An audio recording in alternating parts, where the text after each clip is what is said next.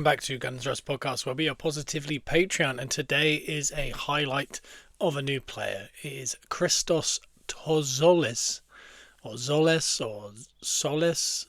Christos Tzolis. I think that's the correct pronunciation, but today is a highlight on him because he has signed for Arsenal. So here on the Patreon, we like to do little kind of new player pods, I guess, on the Patreon. And today's that, so we're going to go and talk through what we think of the signing, what we think it means for other signings, and where he's going to fit in and those kind of things.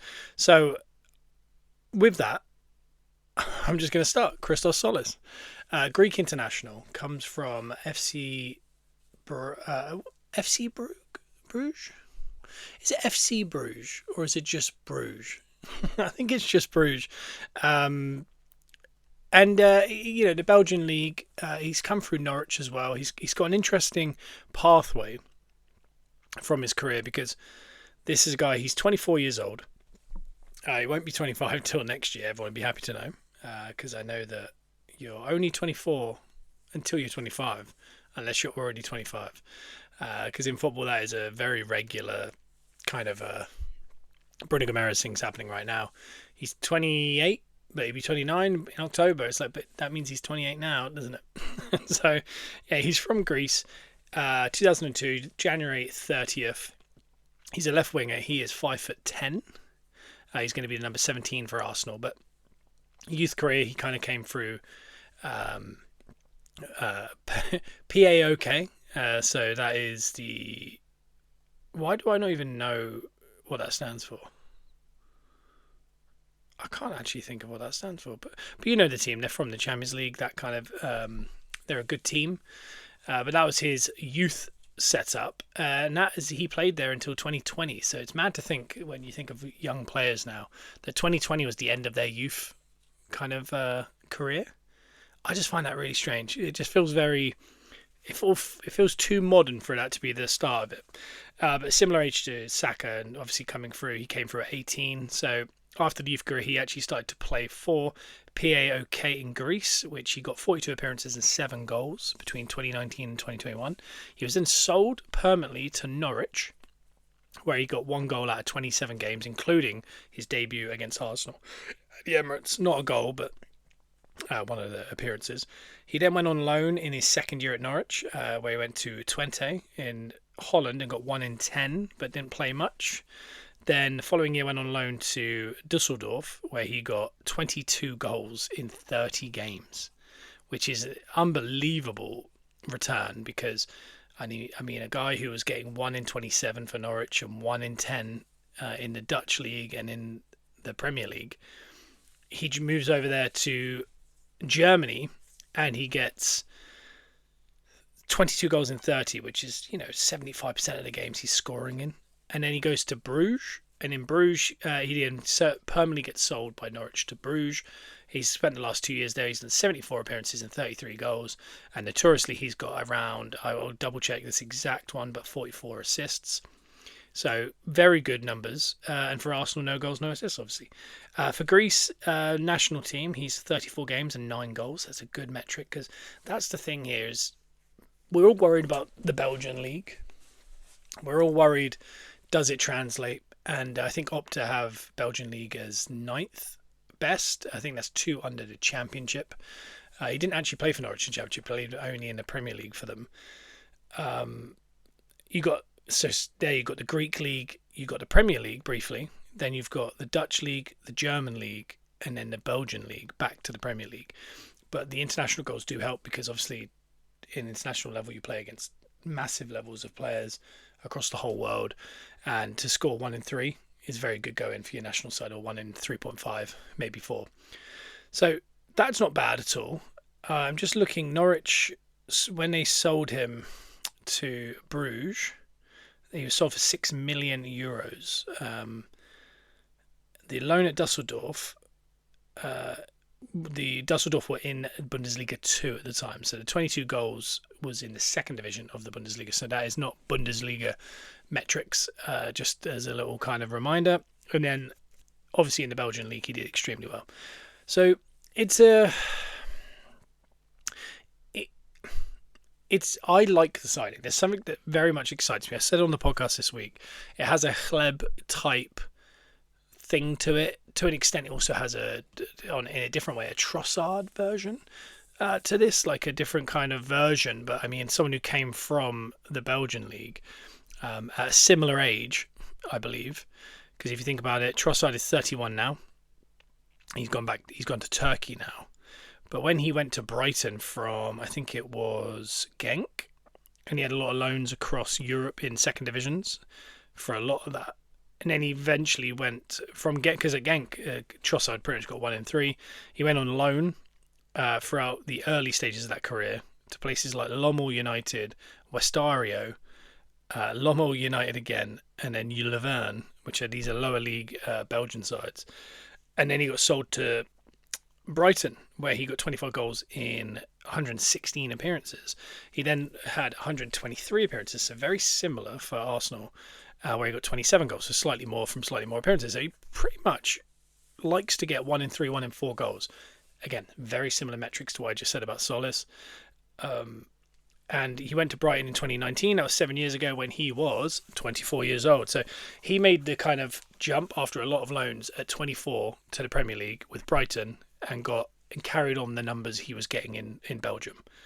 He then moved to Arsenal, where he carried on getting the numbers that he was getting in Brighton and in Belgium. So it's not like for like. I think they're slightly different players. Technically very similar. Similar heights, things like that. I think Tzolis is slightly taller. But when you think about the pathway, it is very similar. And it's just ironic that he is replacing Trossard, who is going to be a big miss for us, I would say. I just want to get some of the stats up for Tzolis here. Last year, I'll do the last 2 years at Club Bruges. I said FC Bruges earlier. It's Club Bruges. He got, in total, 33 goals, as I mentioned, in 74 games.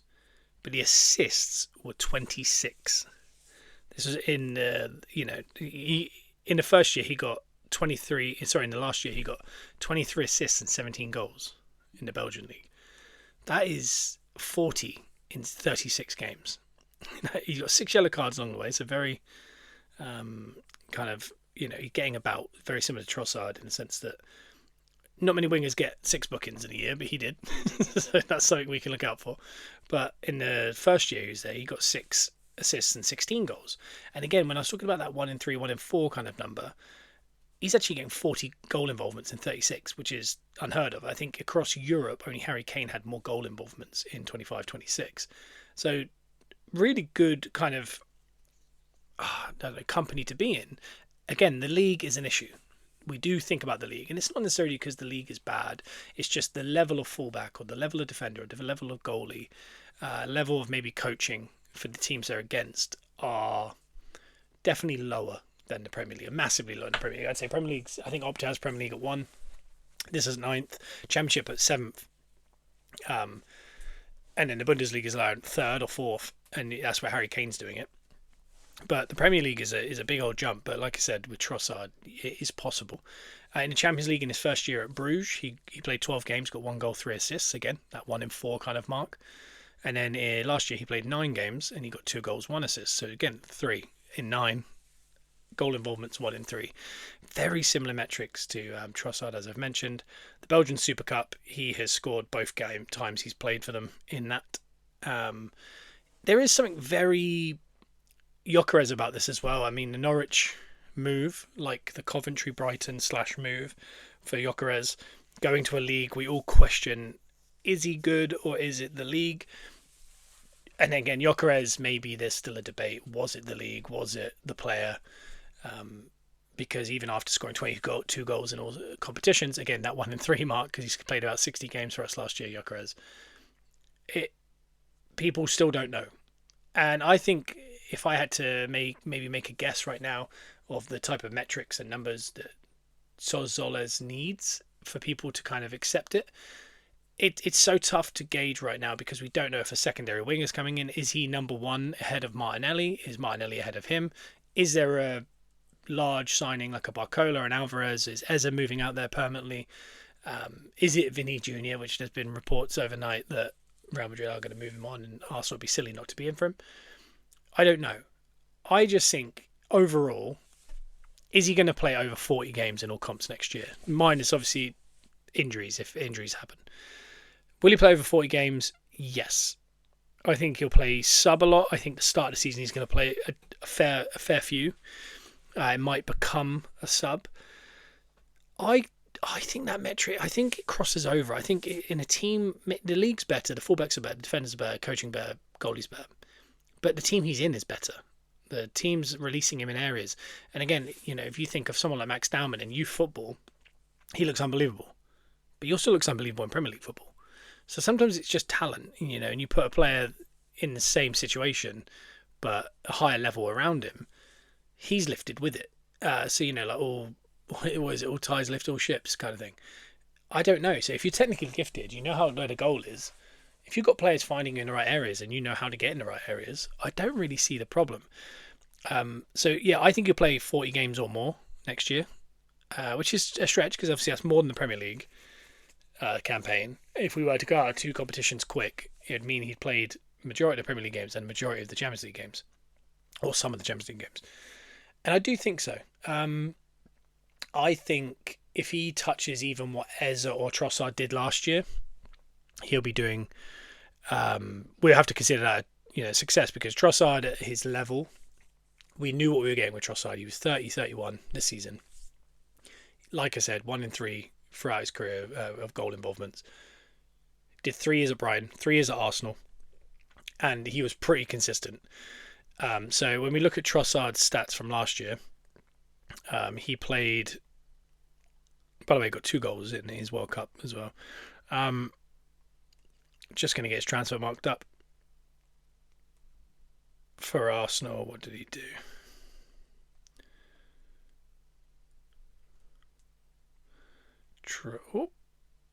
Gone too far. I've gone too far on transfer marked. So this is a shame it's taking this long. I'm going to do goals and assists. Arsenal 25, 26. So Trossard got 6 goals and 6 assists in 31 Premier League games.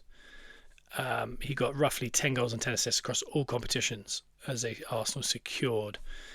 That's Google, obviously, but Transfermarkt is coming up now. So he played in the FA Cup twice and got no goals in the Carabao Cup once and he played 6 times and he scored 1. In the Champions League, he played 11. He scored 1 and 5 assists. In the Premier League, he got 6 goals, 6 assists. So, yeah, overall, he got 8 goals and 11 assists. So, 19 goal involvements. I don't know why I'm struggling with that. 19 goal involvements. If he matches that, I think he would have done extremely well. Because, like I said, Trossard at 30 years old is someone who you expect those kind of numbers because we know he's a talented player. Eze, another player that I think for bought him for 55 to 60 million last year, again in his prime at 28. He just turned 28, I believe. Is it? Yeah, he just says 20. He was 27 this season. Eze, for bigger money, got brought in, and he got. Let's have a look. 25, 26.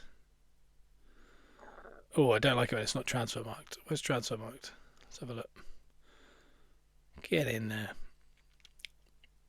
Because I'd say Trossard's numbers are top level of what we expect from a £33 million player from Greece, from the Belgian league. In the Premier League last year, what's that?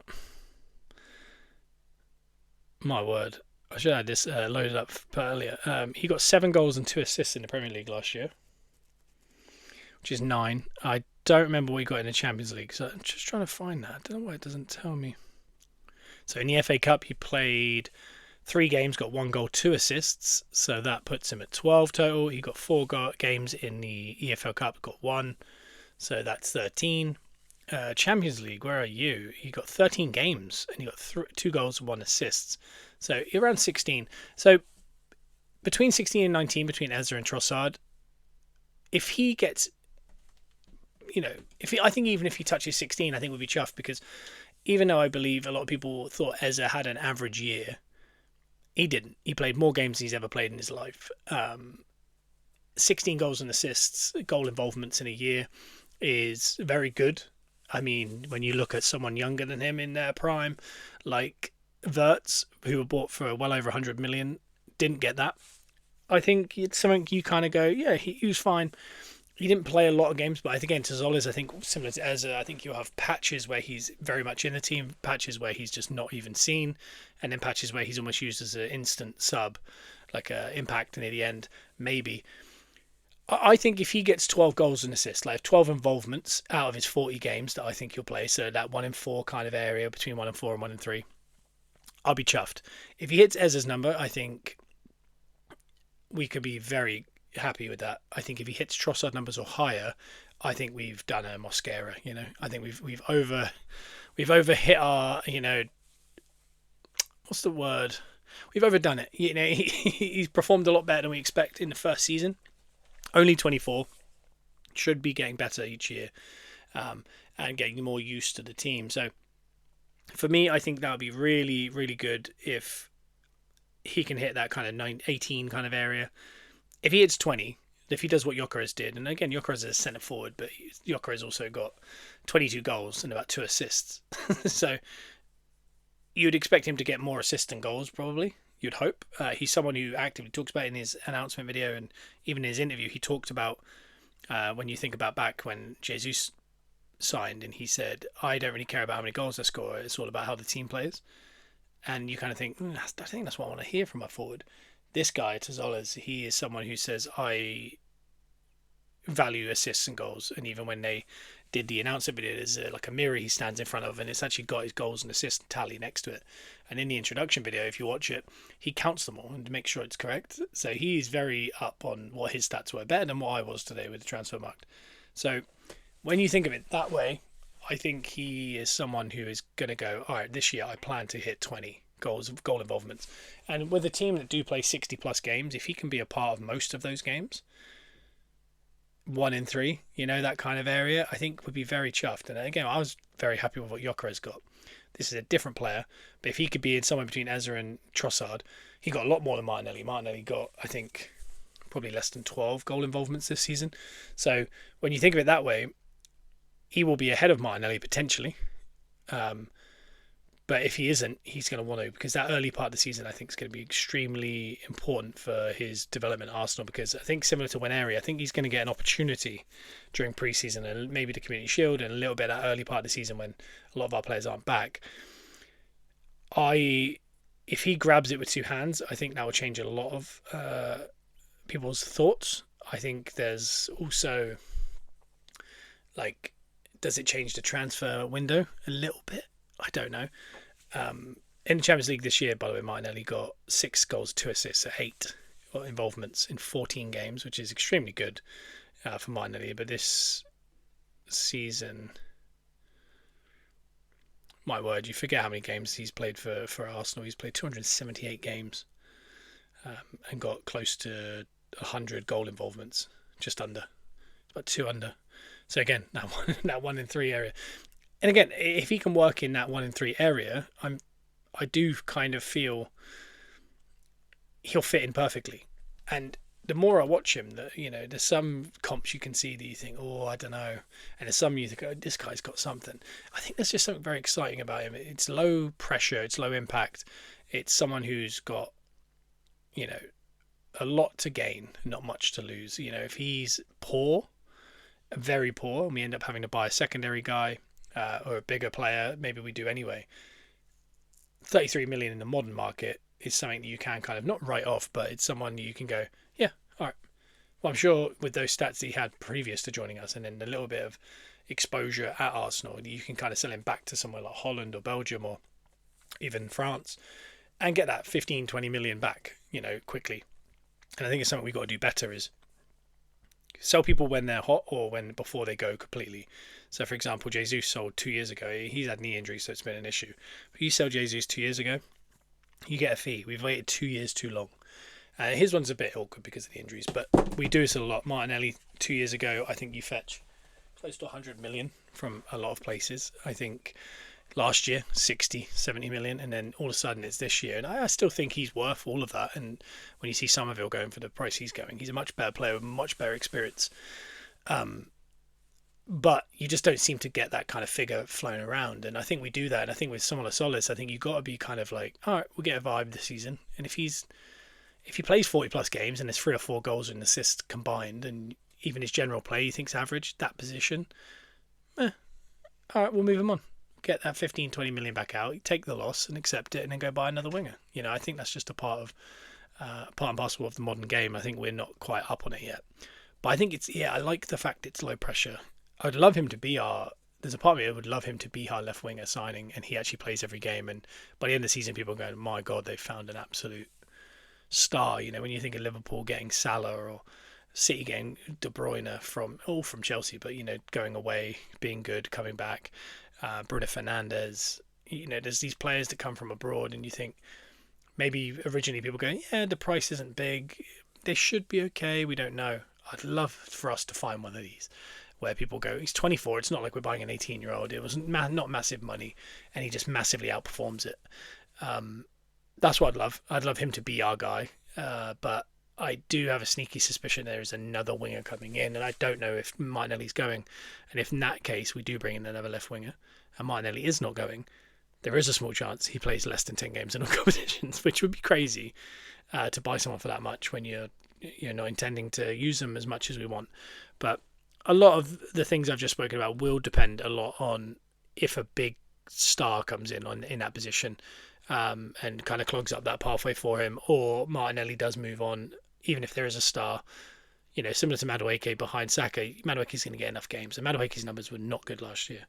And when you spend 60 million and you get a guy with, I think it was 4 goals, 3 goals, 5 assists or something last year for that price, with Premier League experience and Eredivisie experience, that's not good. Gets hidden in amongst the fact you win the league. If we go back to back next year and Tzolis gets 5 goals and 2 assists or something in all comps, I don't think anyone cares. I don't think anyone's talking about it. Similar to Madueke. But I think there is also an element of when you play behind a huge star like Saka, or for him, he might be behind a Barcola or someone, I don't know. It's something that you have to kind of maybe, scale the expected goals and assists and things like that, and just kind of go, okay, well, is he good? Does he make the team play well? Is he threatening? Does he cause problems? And it's really nice to see a guy who's on the left who likes to cut in on the right and shoot onto his right and shoot, where we have Saka on this side who loves to come onto his left on the inside and shoot, or pull it back and go to the right and then crack it across the front of the box.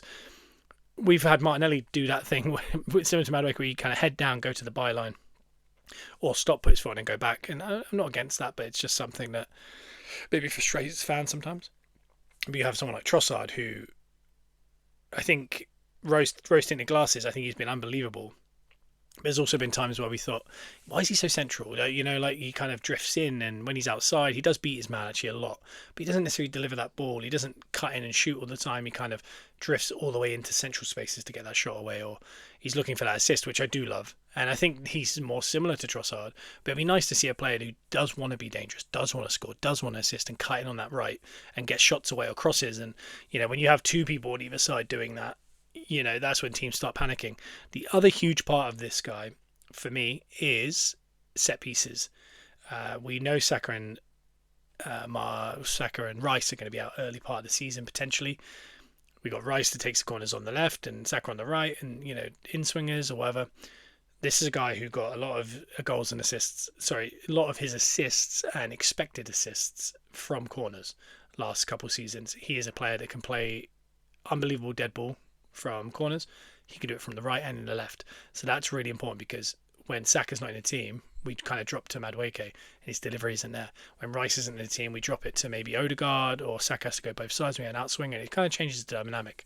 To have a guy that is in that team, even if both Saka and Rice aren't in it, or if one of them's not in it, is so helpful, because it means that nothing changes. That same delivery happens, the quality of delivery happens, and the in-swinging happens. And even if you're missing that player, that part of our game doesn't disappear. It is also hilarious, the idea that we've got a set piece specialist after last year. So I do like it. I think overall, I think it's an unbelievable signing. I think it's great money in the current market. Like I said earlier, when you look at the metrics of only Kane was better, that is huge. That is massive. So let's hope it translates. I'm excited about the signing. Time will tell, and I'd like to see a little bit on pre-season to see how dangerous he really is. But that has been another Patreon episode. I hope you enjoyed it if you're a Patreon, and we'll be back on Monday with a iTunes and Spotify and YouTube episode as usual. We'll see you then. Bye.